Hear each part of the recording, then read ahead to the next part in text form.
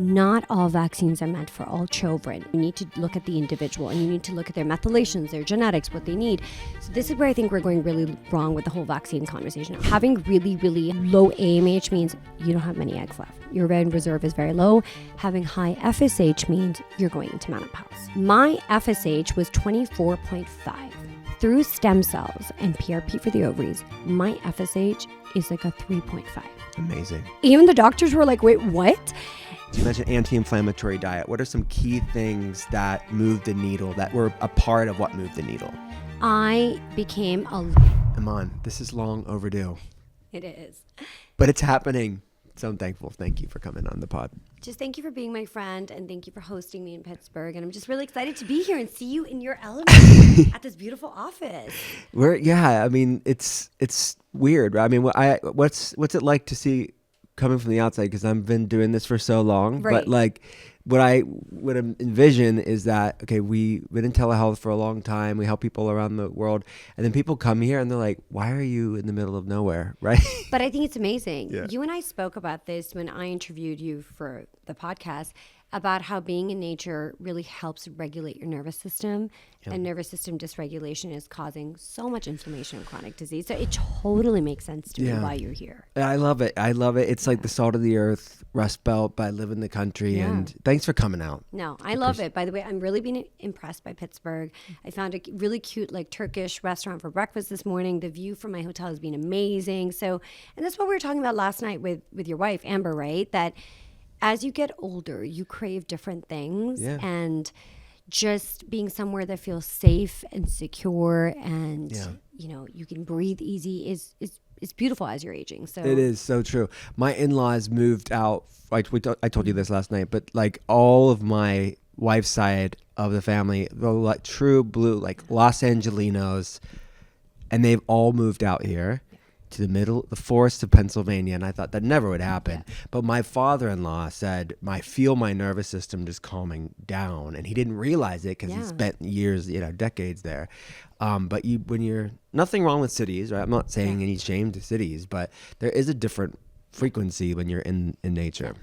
And I remember you and I spoke about this literally when I interviewed you, I think it was last year, that how you have your team go out for walks. You guys go out for walks, you take breaks.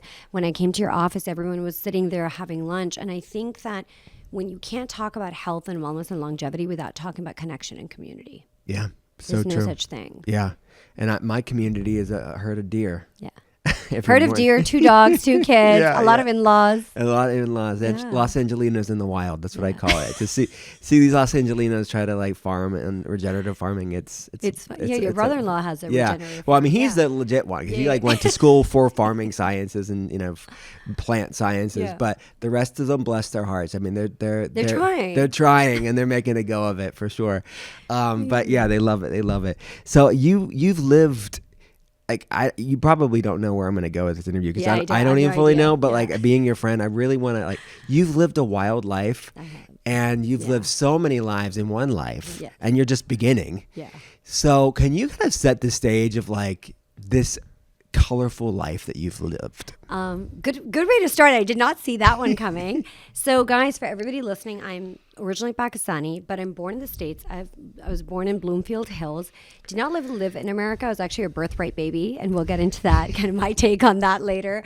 Moved back to Pakistan. A lot of my family was American, so my mom was really westernized, progressive. She's like, I'm going to have her in America. Great. Took me back to Pakistan. I went to the American school in Pakistan till I was about 12, and then I moved to London.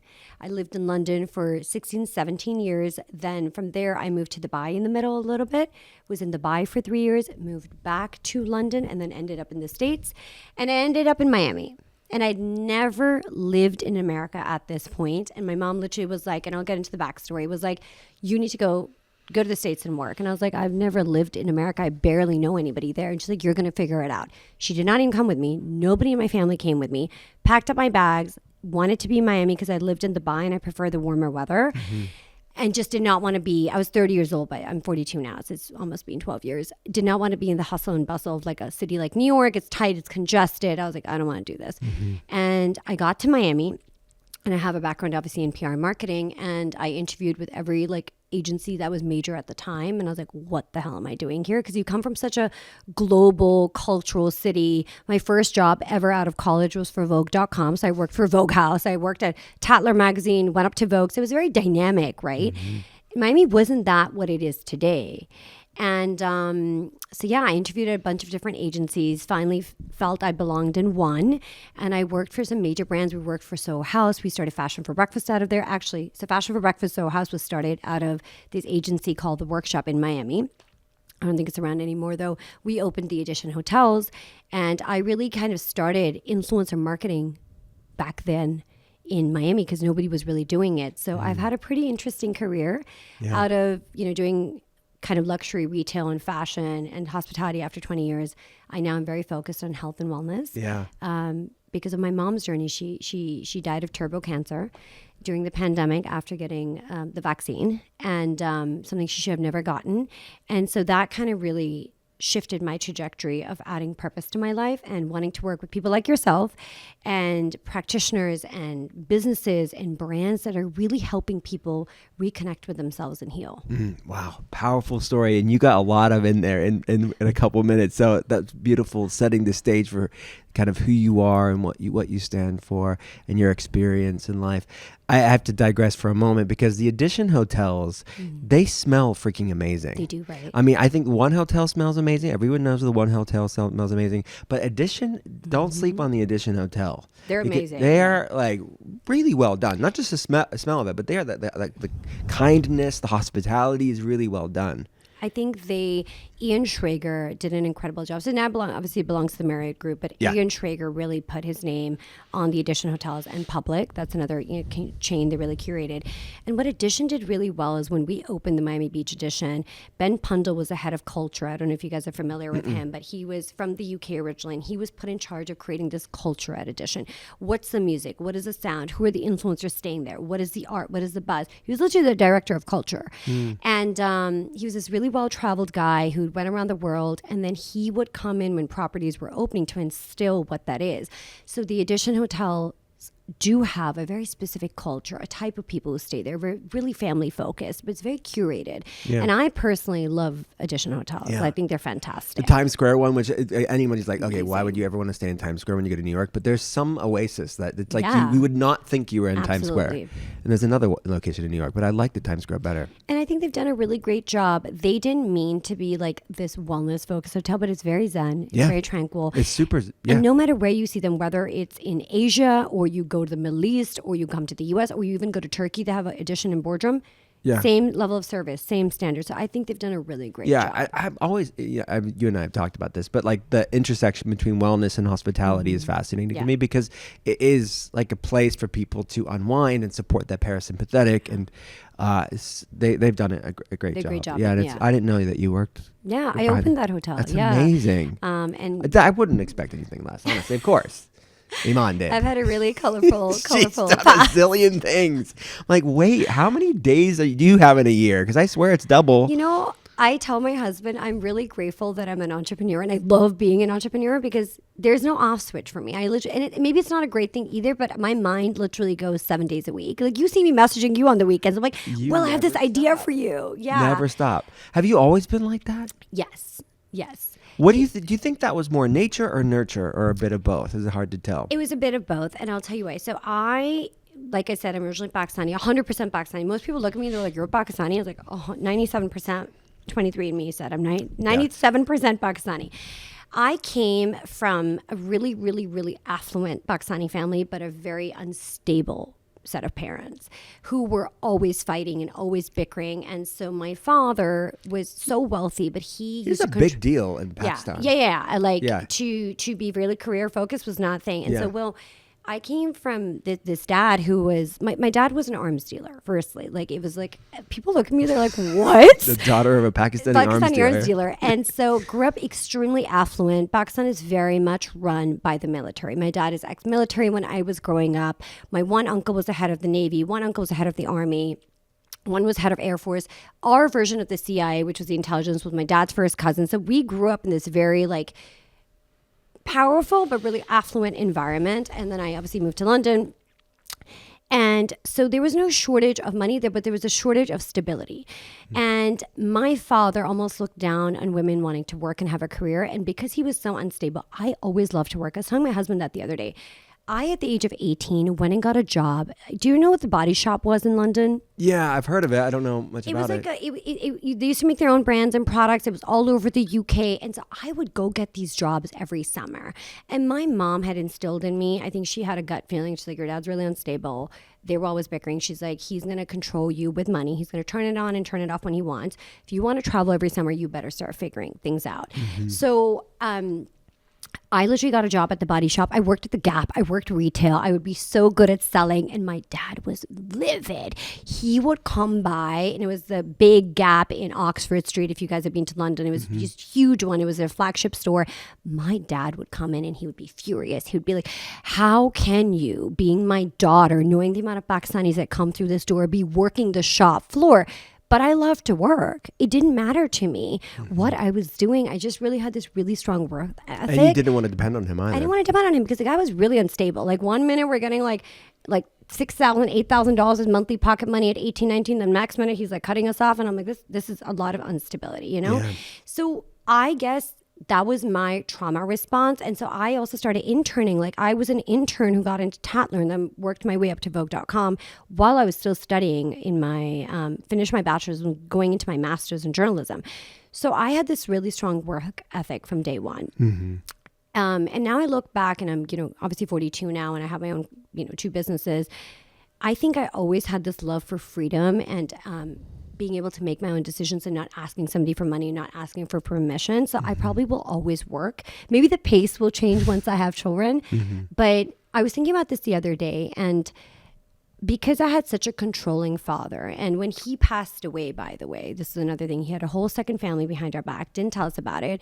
Supposedly when he died, because he wasn't talking to me for the last 9 years, was worth like close to $250 million, did not leave me 1 cent, not even 1 cent.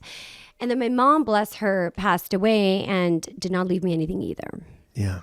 And so I had this really strong sense of like being like independent instilled in me and said, I'm going to figure it out on my own.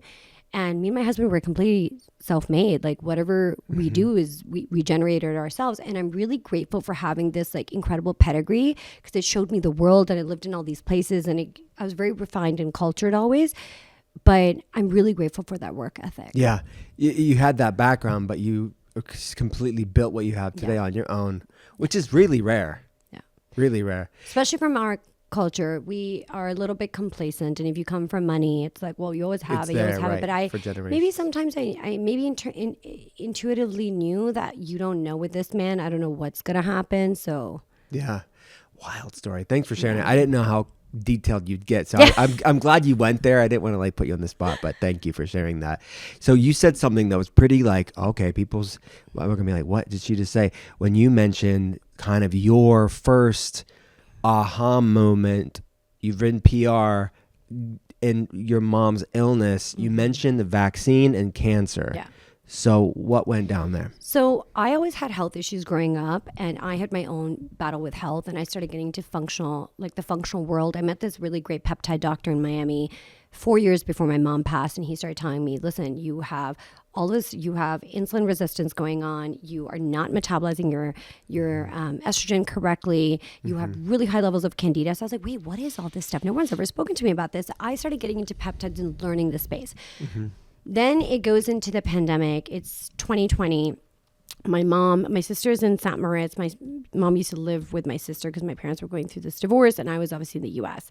Nobody quite knew what what was really going on.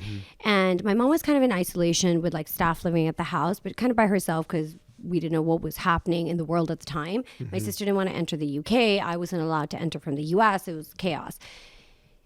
In 2022, she's not leaving the house because she already has a compromised immune system. She had been in remission from cancer for multiple years at this stage, but they had to be really careful with her. For some reason, her general practitioner decided that she should not only get vaccinated, very close to getting vaccinated, she should get boosted.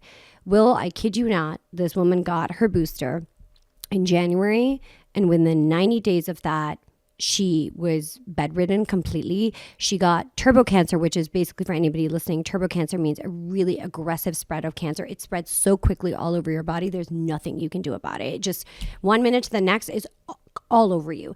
My mom, if you think I am like full of life and all this stuff, my mother was me times 10. She was so vibrant, so independent, so full of life.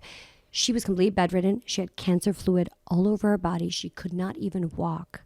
She was not the same person, and she went into a medical coma and died. And we were barely given any time by the time she got the booster to by the time she got it. Yeah. And that, I remember coming back at the time, and my managing director at the agency, still my managing director today, and I remember calling her, and at the time we had pure luxury clients. You know, we worked with like Audition, we worked with like brands like Remy Cointreau, you know, really luxury fashion. We worked with Swatch Group, you know, we had these really big luxury brands, which we still kind of service. But I said, personally, for me, I want to start changing my trajectory of my career, and I really want to deal with people in health and wellness. And I feel like I have a purpose. I want to educate people and reconnect people back to themselves. And I think we've all been deeply lied to, and I'm willing to go out on a limb and start talking about things that make people extremely uncomfortable, like turbo cancer. Yeah. Okay. So just to be clear, what you're saying is not that the vaccine caused the cancer, because she had it before. It was in remission. She was in a stable place, but it kind of really aggravated it, exacerbated it, set her back, and she didn't recover after that. No, her immune system was way too compromised. But I have had a lot of friends who've gotten cancer out of nowhere. And I asked them, the first question I asked them, did you get vaccinated? And they're like, yes, we did. So when you say this, I mean, obviously you're in that world of luxury and corporate America. Yeah. That's, I mean, even in our space, it could be it's a hot button topic, let alone someone that's outside of wellness or any conventional minded person. Like when you like start speaking up about this, like what's the feedback that you get? There is definitely a certain amount of backlash because people are so scared to believe that this could be true. Because what about all the people that did get vaccinated and don't want to believe that this could happen to them, right? I had somebody in my in-laws side in my actual family, and I'm not going to say who, but the person got 2 random cancers out of left field. There's nobody on my husband's side who has cancer. And I remember asking her, I was like, do you think there's a correlation? And she just didn't want to go there. So it just, you have to know your audience, but you also have to know that I'm not going to push my narrative on you. This is the beautiful thing about that I've accepted about kind of being on the right and a conservative and being open about it. My opinion's my opinion. I'm not going to come to you and force you or name call you or force you to think any other way. My human experience is what I've experienced in my life is making me choose this side and why I've ended up here and why I chose to vote for somebody like Bobby Kennedy, why I want to see him in office, why the people around him are important to me. It's because of my experience. Is what I believe. And so I don't push my opinions onto people. And if somebody comes from me online, I said, listen, we can agree to disagree. I can point you towards so much research that can suggest that the vaccine was really detrimental to people. There is a study published in PubMed where it was done in Korea that they took 500,000 people and they studied those people, and there's definitely a strong increase in these people developing Alzheimer's, the party that was vaccinated versus the group that was not. There's a significant increase in those people developing something like Alzheimer's. Yeah. Okay. So would you say, the words like anti-vax are thrown around? Like, do you think it's just this latest COVID mRNA vaccine? What's your view on it since what you've experienced happened? And we say inshallah, when we have kids, I'm going to have kids, I will, and I've spoken to a lot of great pediatricians about this. Dr. Alyssa Song is a great resource for this. Not all vaccines are meant for all children. There is not this blanket size, one size fits all situation. You need to look at the individual, and you need to look at their methylations, their genetics, what they need. So this is where I think we're going really wrong with the whole vaccine conversation. I'm not an anti-vaxxer. I choose natural immunity. That is going to be my family's choice. And if my child needs certain vaccines, I'm going to work with a functional pediatrician to make sure I'm educated about my choices. And I think that is really what this administration is about. It's about choice. And there has not been to date one full research study that has been done that follows all childhood vaccines that are given to your children and checks for their effects long term, which is why Bobby Kennedy is saying we need to start looking at childhood vaccine schedules and see what's going on has become so important. Yeah, it is interesting. thing, right? Coming from a functional medicine perspective, and I'm pro informed consent and pro choice when it comes to this, and for parents to talk with their doctor and decide what's right for them and not follow some, like you said, this blanket mandate from the government. It should be a choice between the person and their doctor. And the doctor should have true transparent data to make that decision, which it's informed consent and transparent data. You need both, right? You can't have one without the other. So, okay. So then what year did all of that horrible season of your life with your mom? 2022. 2022. Not that long ago. A few years ago.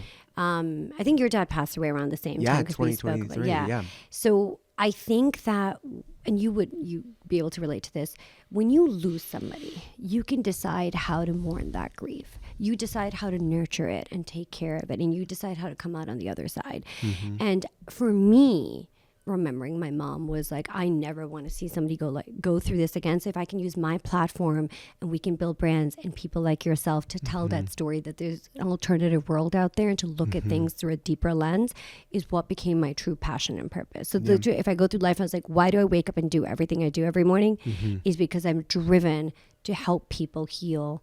And I'm not a doctor and I'm going to go back to school and become an MD, but I can build brands and I can build people, and that's something I do well. Yeah, you do it impeccably. So I mean, I want to go here, just double down a little bit on a topic. And some people, I should say, on social media don't like when Dr. Will Cole talks about politics too much. It's all in the vein of health. I'm sorry, everybody. But I find it interesting, so I want to go there, because you talked about something, and this is the art of being well. Yes. Like life and wellness and understanding humans and the diversity of it is fascinating to me.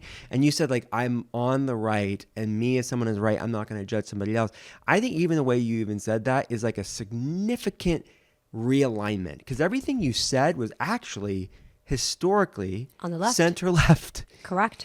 You're saying you were tolerant and you're a Muslim American who, I mean, the opposite of what we would say is right-wing, authoritarian, policing somebody's personal choices. Like what do you think about that? Like being an American, but a Pakistani American, living in other countries and seeing this shift of how we even defined politics in the United States. I think the party today, which represents the right, is what the old Democratic Party used to be. Just look at the fact that Elon, Donald Trump, Bobby Kennedy, Tulsi, they were all Democrats once upon a time, right? And so I feel that, and then Bobby Kennedy said this best when he was joining the Conservative Party and getting endorsed by Trump, when he was endorsing Trump, that this is not the Democratic Party that my father and uncle were part of. Today's Republican Party is more of a reflection of that. And so I think there's been such a wide shift, and people are all up in arms about immigration policy and stuff. I promise you, please go back and just Google what Barack Obama said about immigration and how he was going to be strict on it and how we didn't want illegal immigrants in this country and stuff.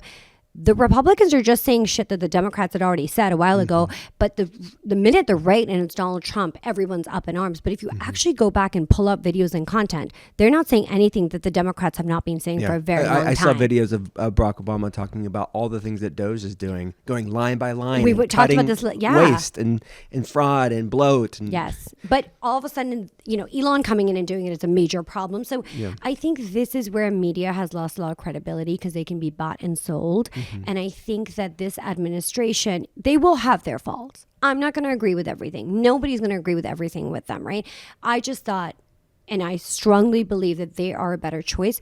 I also thought we were so close to World War III, so close on the brink. If we even got into a mess with Iran, that is it, game over. Like, who wants to go through that? Who wants that kind of instability?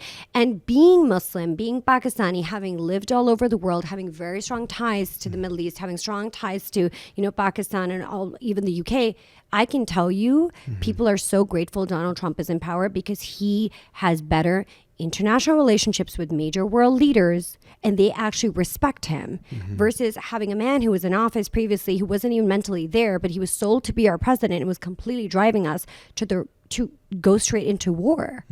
Yeah. Okay. You said it best.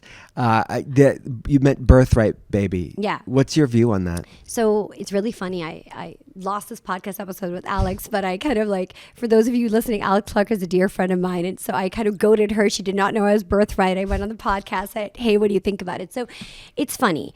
So my husband and my take, he's not birthright, I am. My take on birthright is I think it's a privilege to have an American passport. I think it's a beautiful thing. It opens up so much of the world for you. I think there should be taxations on people who are birthright kids. Look, I live in the US now. I pay taxes. I'm here. I've been here for almost 12 years. I'm part of the system, right? But can I tell you the amount of Pakistanis and Indians who are birthright kids, or even Arabs or beyond, who just have the passport, but they don't pay taxes on it. They don't do any of that. They skid around the system. So I think if you have the privilege of having an American passport, which is what I believe, you have to pay some sort of taxations on it, even if you live overseas. I think birthright also is a little bit of a messed up concept. There's no other country in the world that you can just arrive and have a kid and they can get a passport of that country. Like, I would love a Greek passport. Let me just have a kid in Greece. It's a little insane to me that we even have that. And people will be listening being like, how could you be such a hypocrite? Listen, I'm calling it out. Like, my mom was really smart in the way she did it. A lot of my family was actually born American who lived in the States. There were doctors and this and that. But at the end of the day, it's pretty little fucked up, if you don't, pardon my French. It's a little strange that, as a first world country, we're like, come in, have your kid and peace out. Like, it's not okay. And people are taking advantage of it. People with money can do it. It's always people with the money. Right. Like, it's always people. It's wealthy people from other nations can do this. Yeah. And I think if you have the luxury of having an American passport, which is a freaking gift because you get paid differently in different countries for being American. You don't need visas.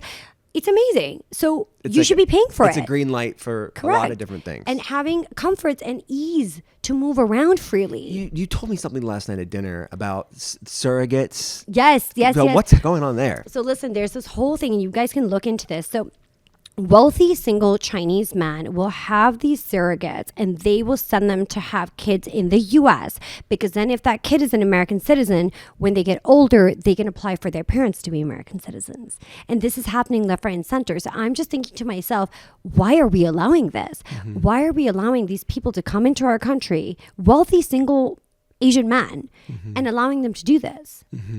Well, I think it be like a both and thing, where it's like you say, if they tax it, like keep it, but tax it and utilize it to pay off our insane debt. I saw something crazy online, and we have to obviously investigate this. Have you seen this account called Rooted Wings? Mm-mm.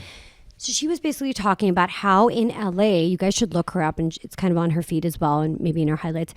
In LA, there are these literally like centers, surrogacy centers, where these men, like these Chinese men and all, are sending these surrogates, and they're lining them up to have babies, and they're living there in these weird like conditions, and they literally send them over to have the kids so that the kid is American, and then ship them back out. So she's like, it's a real problem. And then there were people in her comments basically going off about this, saying, listen, this is a really big problem.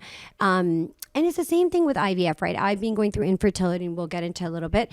I think, one, I have this whole perspective on IVF, but two, I really think, again, what they're doing is they're sending women over here. They're doing IVF in the US. They're getting impregnated. They're having these kids, and then they're staying on. So there has to be better constraints around how we're doing things. Yeah. Maybe it started off with good intentions, but it's just like most things, it's just going to get no out of regulation. hand. Yeah. Okay, so again, left of center concept. It is a realignment for the people. I think that's the interesting realignment. It's like, okay, I say this oftentimes, it's like the statist and the populist. Is like, we're just at the beginning stage of it. Time will tell. Yeah. But that's like the interesting thing. Like the idea of regulating and taxing for birthright is typically not a right-wing thing. Anyways, let's dive into, you mentioned fertility. You've been very transparent and vulnerable and open when you didn't have to be. Yeah. It's a sensitive topic. Yeah. What made you share that? I think one of the biggest things I try to operate with is authenticity on my platform and who I am. You close enough to me to now I have no filter in life. I think so many people and women get misled, and I honestly believe that God put me on this path to help other women find answers and solutions. I'm a woman going through fertility in my 40s. It's, they tell you it's not possible, but 100% there are alternative ways, and people just get misled and they get deflated. And I'm just putting my message out there to maybe it helps somebody else. Maybe somebody else listening can be like, oh, maybe I didn't look at it from that lens.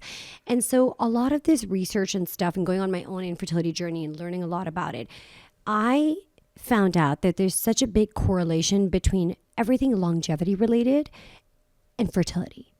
And we aren't looking at it from that lens. So if you really look at all the fertility supplements that work, CoQ10, things like rapamycin, which is a pharmaceutical drug literally for longevity, You look at omega-3s, balancing your blood sugar through natural GLP-1s. They are still giving GLP-1s, and I'll get into it. But all the stuff that is supposed to increase and help your mitochondrial health and decrease inflammation, everything that's tied to longevity is actually what correlates to extending fertility and extending, menopause.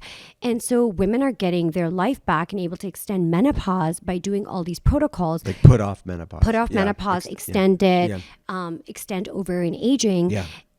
But the fertility industry also has its quirks that these doctors, they go in, they don't check you for a lot of blood markers. So for example, if you go to a fertility clinic, they're not running a full thyroid panel on you, which they should be. They should be checking your free test, kind of all of all of that stuff. They should be checking your homocysteine levels. Why should they be checking your homocysteine? To see the levels of inflammation in your body, because inflammation damages your eggs. They're also not checking your actual full ferritin and being restored iron levels. Yep. So there's so many tests that they don't run, and it's become a moneymaker because, now Trump is obviously trying to make IVF accessible for people, but it's been a huge moneymaker. A cycle of IVF runs anywhere from $15,000 to $35,000. So back to your question is, I wanted to share my fertility journey and everything that I'm learning. I've done PRP for the ovaries. I've done stem cells for the ovaries. I'll talk about my numbers if you want. It is dramatic. I wasn't even ovulating well. All of this stuff, I've started having natural cycles and I'm ovulating. Like when I first started a year ago, they were like, you have less than 3% chance. I got really lucky with the doctors that I found, and I said, I don't actually want to do IVF. I want to try out naturally. If it doesn't work naturally, I'm going to do IUI, which is basically your time of the month. They take the sperm, they put it in, so it's not as invasive. And if that doesn't work, then I'll look towards egg donor. But I personally just did not want to do IVF. And my doctors were really supportive because they were longevity focused. Okay, so let's predicate this with you have the access to these amazing doctors, and you're in the wellness space. You know people. You're of means to be able to do it. And this is another reason why policy is so important to democratize options within functional medicine and longevity medicine for everybody. So that's another thing, because like we're in this space, not everybody is, but we want the things that work to be for everybody. Yes, absolutely. And this is also, I will say, this is where unless these policies are introduced, things are so dogmatic in the IVF space. So I posted about, I have this great fertility doctor, Dr. Zahir Mary. So Greece is really leading the charge, by the way, when it comes to PRP and stem cells for the ovaries. They're the most progressive out of any country when it comes to research about like ovarian aging and how to extend ovarian life in women who have insufficient ovarian reserve, or to bring you back out of menopause. So they really looked into the research on PRP and stem cells for the ovary, umbilical cord stem cells. And Dr. Mary was one of the doctors who kind of looked at it into the US and started doing it. So he does the stem cells because they're not approved here. He does them in the Bahamas, but he has 5 clinics in New York. I posted, he was on my podcast. We recorded. I went through my thing. I talked about my amazing results. My AMH at the time was terrible. It was like in the gutter. It completely got reversed. I think my AMH was 0.004. For people that don't know. So AMH, for people listening, is basically how much ovarian reserve you have left. And FSH, with the 2 biggest blood works they kind of check when it comes to fertility, is normally done on the 3rd day of your cycle. And FSH is how your body is speaking and releasing eggs and stuff. So that's like the best way. One is to test how much ovarian reserve you have left. And FSH is kind of like, how is your body speaking? How is your FSH? That will explain if you're ovulating or not ovulating. So they need to check that stuff to see where your body's at. AMH you can check any time of the month. FSH needs to be checked ideally on the 3rd day of your cycle. Got it. My AMH, and having really, really hot, like low AMH means you don't have many eggs left. Your ovarian reserve is very low. Having high FSH means you're going into menopause. My FSH was 24.5. Wow. Through stem cells and PRP for the ovaries, my FSH is like a 3.5. Amazing. Like, even the doctors were like, wait, what? My AMH obviously wasn't as dramatic an increase, but it did go up significantly. And I started ovulating. Wow. I've had natural the last month, and we've been trying now. I've been having a full natural cycle, trying during that cycle, and I'm being able to time it. Why? Because I went into this anti-inflammatory diet. Started taking all the right supplements. And supplements from a longevity perspective, they just happen to also tie into... Which again, it makes complete sense. If you think about health span, you want your body's able to be in that space of procreation longer. And this is not pseudoscience, by the way. Rapamycin, which is a very well-studied, Peter Attia talks about it all the time. So when we talk about mTOR on the podcast, people anytime I talk about fasting and keto and fasting mimicking diets and different supplements, we talk about mTOR, the mammalian or mechanistic target of rapamycin. So it's a pathway in our body, and this drug works upon that. And this is the research I brought. It slowed down ovarian aging by 20%, which extends almost fertility by 5 years. So imagine that alone. And they did this research in Colombia on a bunch of these women and gave them rapamycin, and these were the results. So it doesn't work for everybody, but the small chance that it even might work for you is good enough. Same thing with the PRP for the ovaries. It works for 50% of the women. It doesn't work for 50% of the women. But it's $2,000. Right. A cycle of IVF is $15,000 to $35,000, maybe even $40,000. So think about the odds here. And what's the success rate of the IVF? The IVF, they can't give you, the live birth rates obviously vary depending on your age and how many eggs they can actually pull out. So the older you are, the less eggs you will get, and the lower the dose of like them being fertilized and you getting a live birth rate. They can't tell you, well, when you go in, do you need 2 cycles? Do you need 5? Do you need 10? Do you need 15? They do not know. So don't we think logically it would be better that we actually put dollars into investigating and doing research on women's health, figure out ovarian aging, figure out why women's ovaries are aging faster right now and how to kind of reverse that and set women up for natural fertility, for higher birth rates and success versus just throwing money at IVF? Yeah. What's the most effective option that causes the least amount of side effects? Correct. And what's the least expensive, right? Those are 3 variables that we need to be asking ourselves on an individual micro and a larger global policy standpoint too. And I want to talk about this, and I don't mean to bring politics into this, but this is something that personally why happened stop to me. now? Yeah, we're already there. So I get my doctor on. He's one of my 2 doctors. I get him on to the podcast. We speak about this. I'm literally in the car going for dinner with a bunch of the Kennedy team, and I'm friends with a lot of the fertility community. I'm very blessed. I'm friends with like 10, 15 different fertility doctors. We're all really become good friends. They sent me a text message. They're like, you should look at your Instagram. There was this hard left-leaning fertility doctor out of New York. Her name is Dr. Lucky Saikon. She took a piece of my content with my fertility doctor on it, talking about PRP and stem cells for the ovaries and how it's helping a lot of his patients. And by the way, he has over 150 patients it has helped, okay? Including me. Yeah. And she trolled him online. She basically says this is experimentative treatment, and why is he even suggesting women go through this and stuff? And I was like, hold on. So you're going to, and by the way, my podcast signage is in there. It's clear it's my podcast. So I was like, 1, you're using my content without my permission. 2, you're trolling my doctor and gaslighting my personal experience. And 3, when I contacted her to take down my content, and I literally have this, she said, I don't need a Bobby Kennedy conspiracy theorist on my page, and blocked me. Didn't take down my content. Wow. So we're talking about tolerance? Yeah. The party of the people? Well, yeah. Are you kidding me? And believe the women for someone's lived experience. And she's a female practitioner. I know. Isn't that the worst? And like women attacking other women is just so sad. And the research is showing that it helps 50%. It might not help 50%. But at the end of the day, my $2,500 PRP session is still cheaper than anybody's IVF session. Why do you care?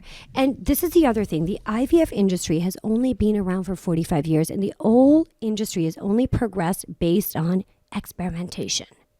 So if we are willing to, people like me are willing to experiment and look at things from a different lens, and anybody listening to this, if you listen to The Art of Being Well and you're a fan of Will's, which a lot of us are, we breathe this, right? We have all looked at research and data that's cutting edge, and we tweak our body according to that.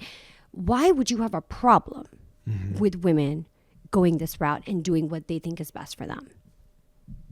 Pro-choice has limits, I guess. Yeah, in their mind. Yeah. And I cannot believe a doctor would send me this comment when all I said to her is, you need to take down my content, and I don't appreciate you using my content without my permission. Granted, she did have to pull it down because I threatened her legally, but hey, don't mess with Iman. Yeah, I was like, she'll come for you. Yeah, I wrote to the clinic. I was like, listen, this doctor that works at your practice is using my content without my permission.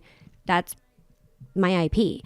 Anyways, she pulled it down, but the fact that medical professionals on the left are so hardlined about this and they're so brainwashed is concerning to me, because you're not thinking about all the thousands of women this treatment could help. And isn't it crazy to me? It's like, okay, well, now we're like into IVF and really specific fertility treatments and choice there, this is even a right or left thing. The fact that even this has been politicized.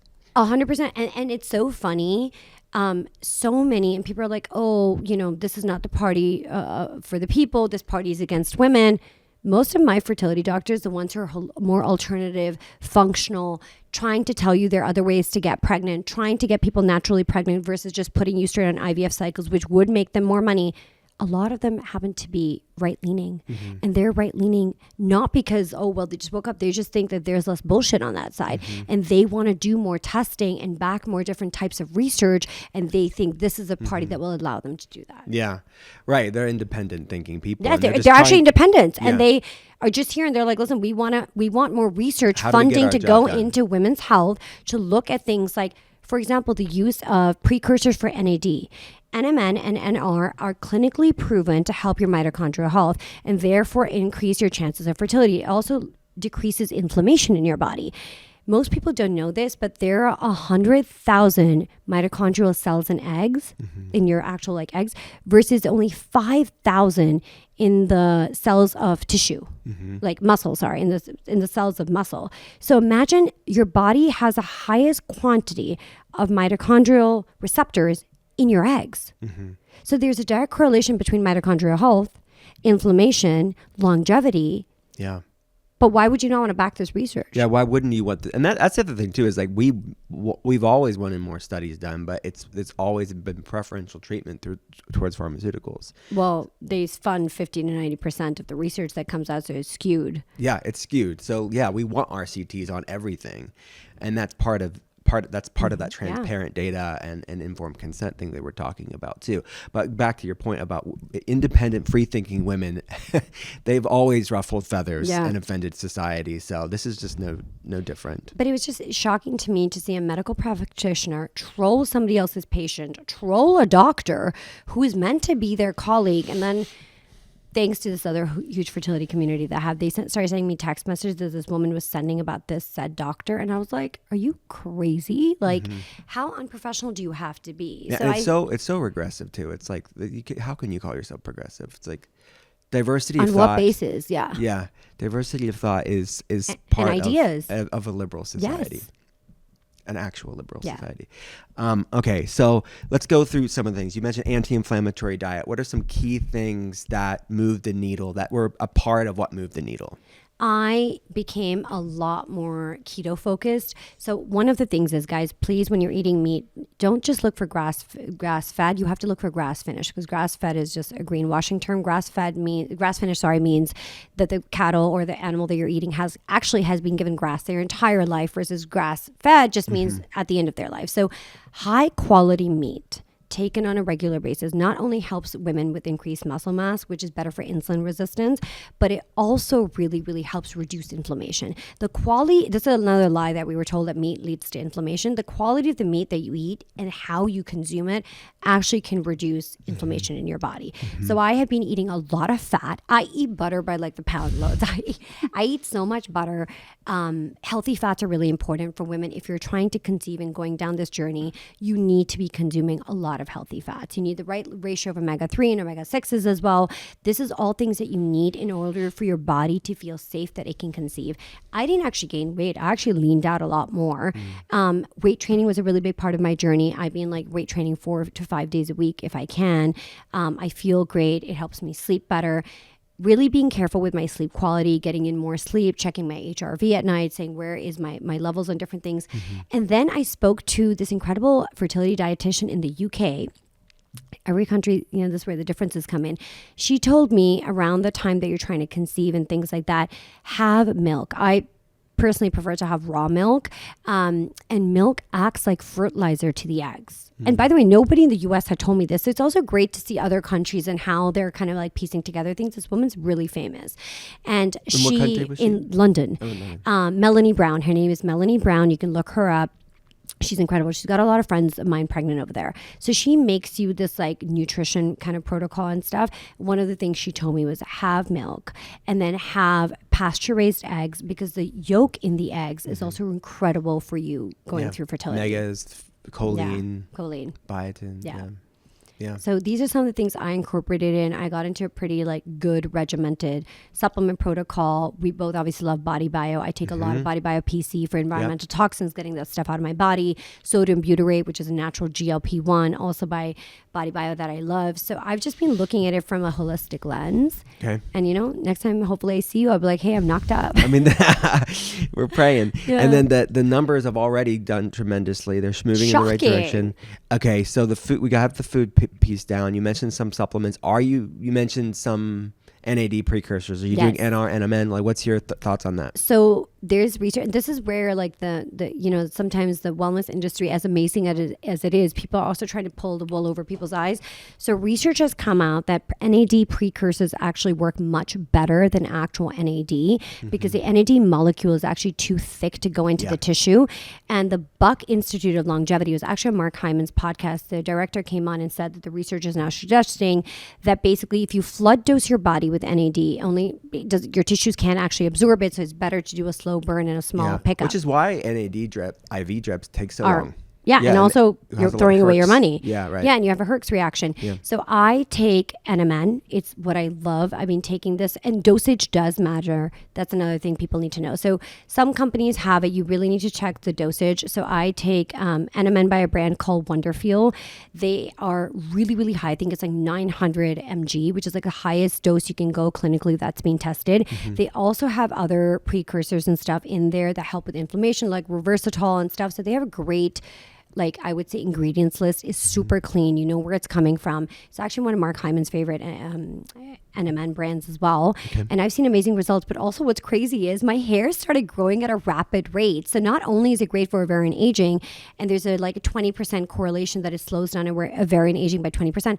I started getting my hair growing really fast. And it's all down to this precursor. And there's no real difference between NMN or NR. You just have to find a really good brand. I found it easy to find a brand that does like this high dose NMN, which is the one I chose. And I like the fact that it had other other things mixed into it. Complementary things mixed into it. That you mentioned resveratrol. Yeah. And you mentioned earlier in the conversation CoQ10. Do you supplement with that? Yes, I supplement with CoQ10 every single day. It's one of the most researched fertility supplements that's out there. Yeah. But if you really break it down, what are they all doing? They're anti-inflammatory, help regulate your mitochondrial health, and regulate your blood sugar. Yeah. Those are the three key things through food, through movement, through exercise, through supplementation you need to be doing on fertility. Yeah. That's really breaking it down. Yeah, and stress management. And stress management. Yeah. But they don't talk about this at a fertility clinic. Right. They don't go in and say, let me check you for all of these different things. Let me check your inflammation levels. Let me see what your thyroid is doing. Are you even producing hormones correctly? Because if your thyroid's not working correctly, you're not going to be producing the right levels of hormones. Instead, they just want to flood dose you with medication. Yeah. Shut down your body. And by the way, some people who get too much exposure to high levels of IVF, there's you're not supposed to flood dose everybody with IVF medication. There's a low dose IVF protocols that actually end up working better for women, especially who are older. But your body, if it gets like a aggressive dose of IVF medication, it can actually shut down. Right. And that's actually counterintuitive to what you want to end up with. Yeah.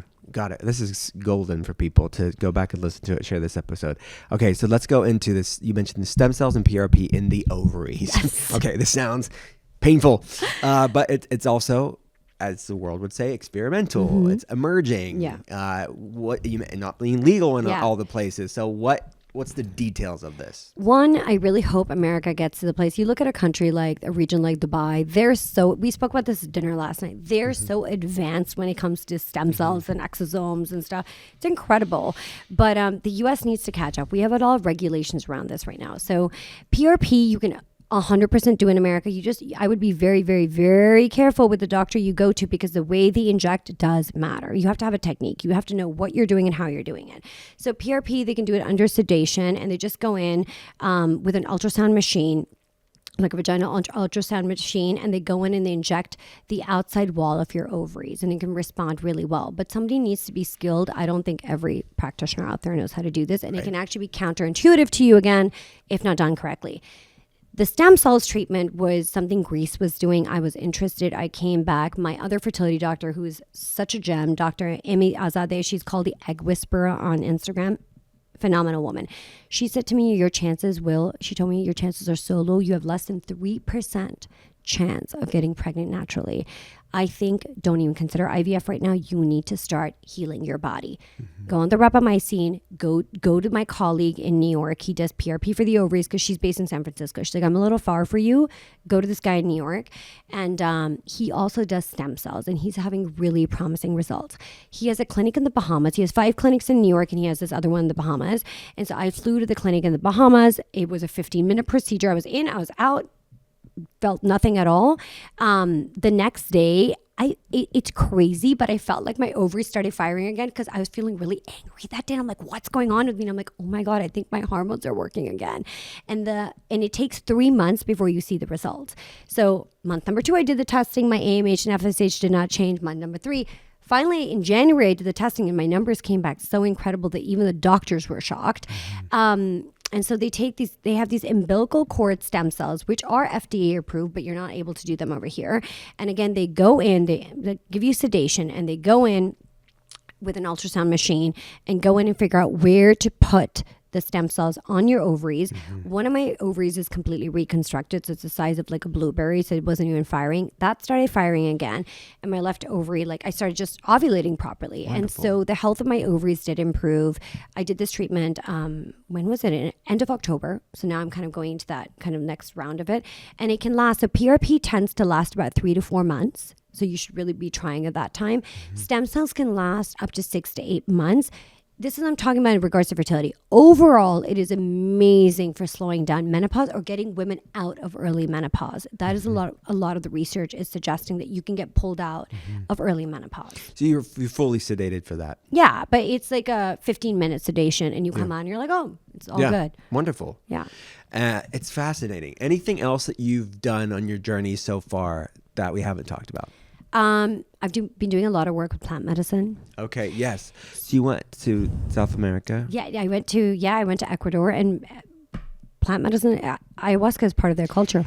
And another thing, again, there's so much regulations and stigma around it here, which again, it's not for everybody. It shouldn't just be treated flippantly. It's a sacred, deep thing that should be with the proper set and setting. Yes. But like you said, there's so much red tape here, but there's so much exciting research around at least exploring and talking with professionals about. And this is why I'm also really excited, just to go to a different thing, about the emergence of Maha and Maga. They're so different. And Maha really is about, exploration of the soul, and they're much more into psychedelic research and all of this stuff, and bringing that spiritual awareness in. We're the new hippies. Yeah, we are, right? And we are the neo hippies, if you didn't know. Yeah, that's a good way to put it. And I think I'm excited to see from a policy perspective, we had this war on drugs that were being researched, like MDMA and ketamine and stuff. We had this war on drugs, basically, and I think it was like Reagan back in the 70s was like, listen, I'm not going to put any more money into this research, right? I had Andrew Weil, and they attacked him. I had him on the podcast. That he was the guy that the administration attacked. And it's sad because you look at this research, and it has like MDMA has a better chance of pulling you out of things like depression than any SSRI and addiction. Like Iboga, and one of the 12 alkaloids of Iboga is ibogaine. They're ibogaine clinics in places like Mexico. They have a 90% recovery rate from heroin addiction. Why would you not want to give this to me? You know why? Because you can't profit off it. Yeah. You can't profit it. And there's so much negative impact for people who take SSRIs. What it does to your gut, it demineralizes your body. You don't have good food absorption. And we're not talking about that. 1 in 4 women after the age of 40 is on an SSRI in the US. That is insane to me. Yeah. So back to your question. The plant medicine. Yeah. Plant medicine has been a really big part of my journey because I think my infertility a lot of it was personal. Like I had shut down my body. So I'll give you guys a little bit of a story. When I was in my 20s, I was previously married to somebody else. I got married as a rebellion to get out of the house and kind of like piss off both my parents, as you do, and married a guy that they really did not want me to marry. And throughout my 20s, I was in a very abusive relationship, both emotionally, physically, and verbally. The guy once we got married, he didn't show this to me prior, but as soon as we got married, he became extremely physically violent. And you would not meet me in this lifetime and be like, this girl went through abuse. But there was a lot of physical abuse. And during that time when I was married, I got pregnant and he dropped me off to have an abortion. Wow. And I was so shocked because I was 25 years old. I didn't want to call my family and tell them like, oh my God, what do I do over here? Because I already rebelled to marry him. And then it was too late. And then I went crying to my sister. My sister's like, why did you not call me? And I was like, I was so emotional. And I remember calling this guy's family and they were just such awful people. And they're like, we don't want to intervene. And I'm like, your son, who is married to me, is literally dropping me off to have an abortion. So I think if I look back at my life, and I'm 42 now, that was probably the lowest point I ever felt. Like I felt that the man I had gone against my family to marry, who was meant to keep me safe, put me in this predicament. And I remember I was taking a bus from Oxford Street, and at the time we lived in Kensington, and I was just at this all-time low. And I told myself, I will never let anybody treat me like this again. I'm going to focus on myself. I'm going to focus on my career. And I correlated the idea of being pregnant as giving up control to a man and him having control over my body. And if I'm having kids with him, then he can treat me however he wants, and then I'm trapped. So I built this trauma in my body. And I didn't even know about any of this, that I had built all this up, and I kind of told my body to tell my ovaries to stop firing. Yes. Until I went for ayahuasca in September and had this really insane experience. My mom comes through. She's holding our daughter. Wow. And this little girl comes through and she's like, I've been ready. You're not listening. You're just so busy. You're not paying attention. And I asked her, at the time I thought I also had a fibroid, so I'd have to get a surrogate because my fibroid was so big. And I asked her, this little girl, and she's laughing, and I was like, how do you want to come through? And she's like, don't worry about how I want to come through.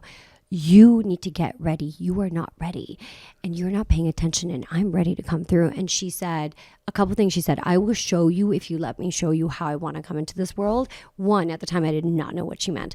Two, she said to me, I'm going to blow your mind. If you think you're this free spirit and you are headstrong and like all of these things, I'm going to blow your mind with who I'm going to be. And you need to allow me and give me the permission. Yeah. I leave that retreat. I'm so shocked. I'm like, I tell my husband, I was like, all of this stuff happened. I fly to LA. I was doing the Goopman Health conference over there. And my MD, Dr. Christine Profeta, comes up to me. She's very intuitive. And she goes to me, and I was told that was the day I was told that I have less than 3% chance. And I was like really upset. And, you know, I was in LA for this client event and I'm a little shaken up.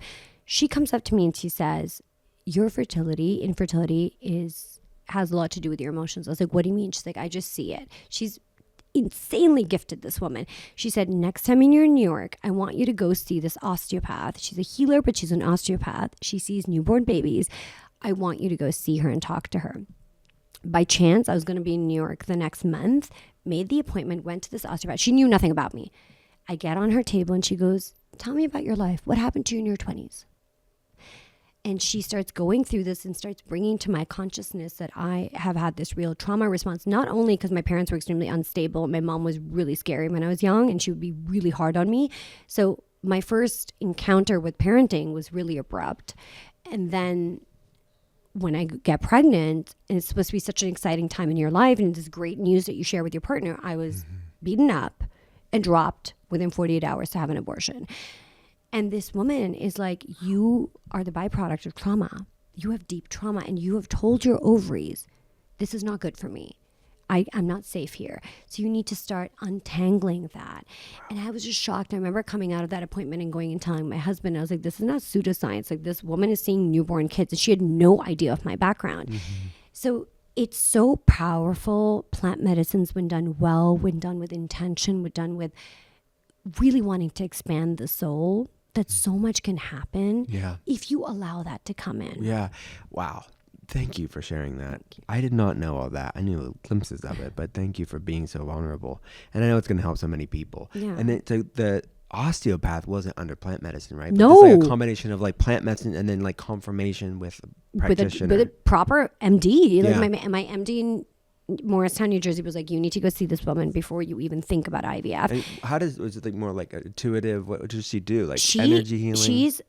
like, she's a traditional French Yeah, Canadian DO. trained, Yeah. osteopath who literally, and by the way, she just touches you in the most gentle way. And you think your whole frequency of your body is changed. She sees babies. Her whole clinic had like newborn babies coming in and out of it. I was like, what is going on here? Why am I here? Yeah, why am I here? And she, at the time, I thought I had this fibroid. And she said to me, and let me also bring this up.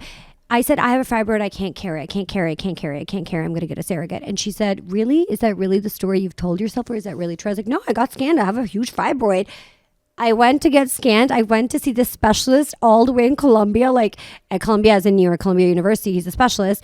And he scanned me. He's like, you don't have a fibroid anymore. So isn't it so powerful how the body, when you bring awareness to something, my fibroid's gone. I can carry. It's amazing.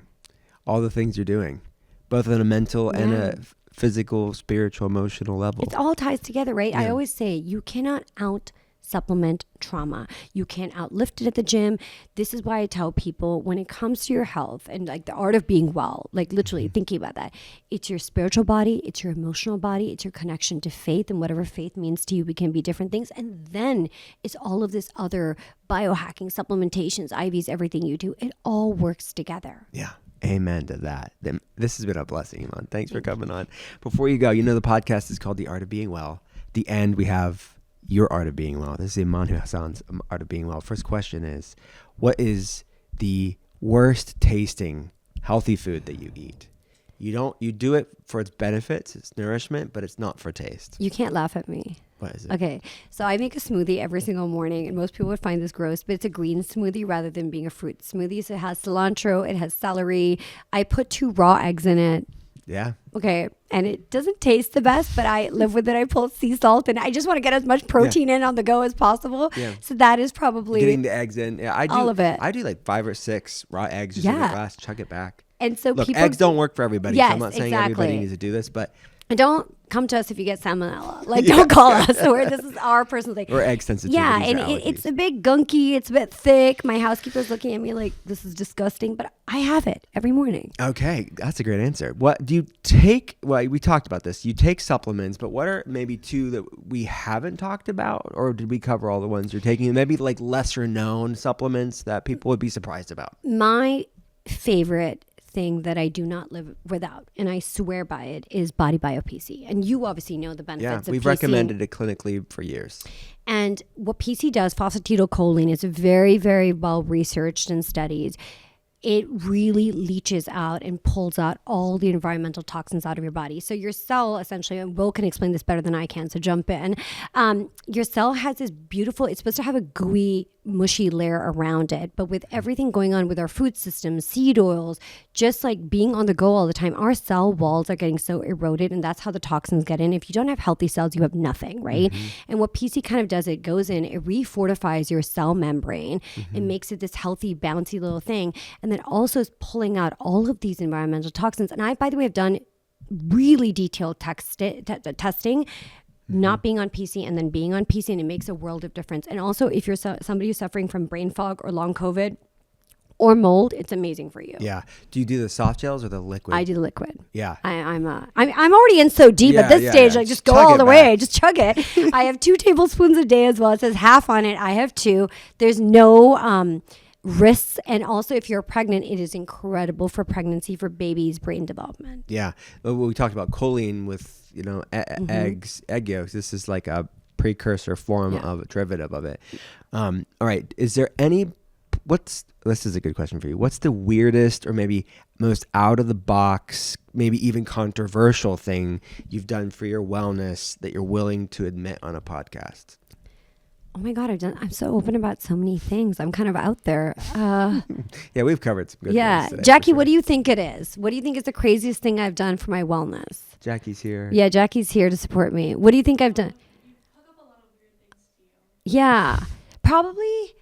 I don't know if it's. Yeah, I talk about plant medicine. I don't know what is. First, tell me what is weird. Well, I think weird to can mean be honest, different things I to asked different that people. question because we covered a lot of things, and maybe Yes. people will be like, "Oh, wow, I didn't know about that." Oh, wow, that's Yeah. fascinating. I just wondered if there's anything else in your back pocket that you're like, have you done like people have mentioned rectal ozone before. They mentioned coffee enemas. Oh yeah, of course. Like Run to the mill. It's a Thursday afternoon. I was like, how weird are we gonna go? Of course, like I've done coffee enemas. I've done a bunch of colonics. I actually took Jackie to get a colonic with me once. You know, if you work with me, you're Friends gonna do that colonic together. Exactly. Stay together. That's what they say. All the weird stuff. Yeah. I've done colonics. I'm actually going to be doing. I've done blood ozone therapy as part of my fertility journey to kind of get rid of toxins. There you and go. stuff. These are the answers I want Yeah. to know. I've done this thing with my functional medicine doctor who does these insane IVs. She has this IP on these IVs that she's doing. She does them in 3 stages, and they literally clear your body out of every single environmental toxin, heavy metal, parasite you can have in your system, but they're extremely aggressive. I thought I was going to die during getting one of these IVs. I literally was like, I'm going to have a heart attack.